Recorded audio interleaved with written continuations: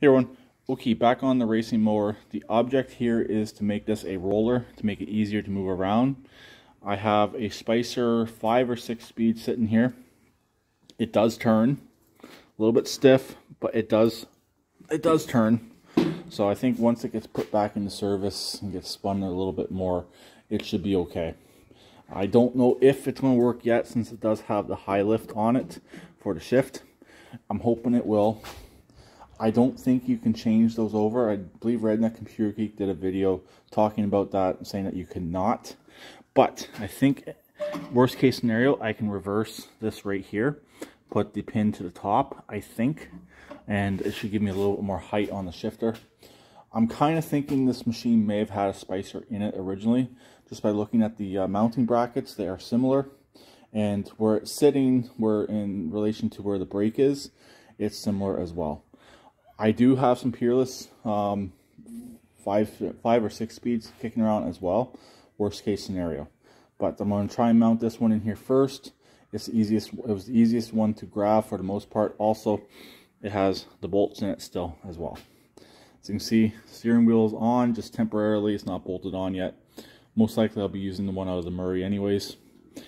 The steering on this machine is actually very tight, so I might not have to do the 2nd gen upgrade, but I'll keep the 2nd gen kicking around anyways. So anyways, I'm going to get this bolted in and we'll come back and see what everything looks like.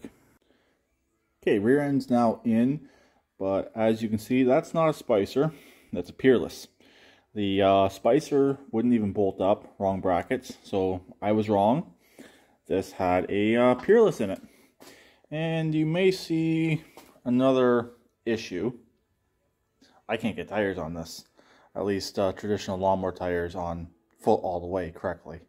So I'm going to have to most likely get modified tires for this.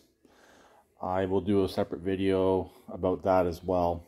Just want to get some suggestions on what I should order, axle size, hub size, all that. So, like I said, a setup like this is new to me. And I don't want to have to order a whole bunch of different parts and get the wrong parts. Also, it looks like I will be doing the pulley swap sooner rather than later. So, just to get everything working. The shifter does work. All the gears, including reverse, which is nice. That should be neutral right there. So everything went in perfectly fine. I do have another Peerless as well. So if something happens to this one, I have an extra. This one, I believe, came from the Craftsman truck I built. This was the center transmission. So this one here didn't have much use in that. It was basically a roller transmission left in neutral. But as far as I remember, it was still good. That's why I did keep it. So it's in here for now. And like I said, I do have an extra one as well, just in case. So anyways, that's where we are right now. Everything's bolted in. Just got to do the front supports. It does actually have the brackets. I did find them right here and right here. They were bent. I don't think I bent them. Most likely they were already bent from when this machine was sitting without a rear end. Especially for a racer, you definitely do want those front supports. So you don't want to rely on the back half of the case to take all the torque and abuse these machines put down to the transmission. So anyways, there we go. Tranny's in for now. Just got to figure out hubs and wheels.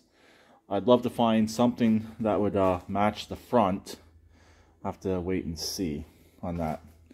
So I'll talk to him later. Please keep it redneck like always, and please subscribe and comment.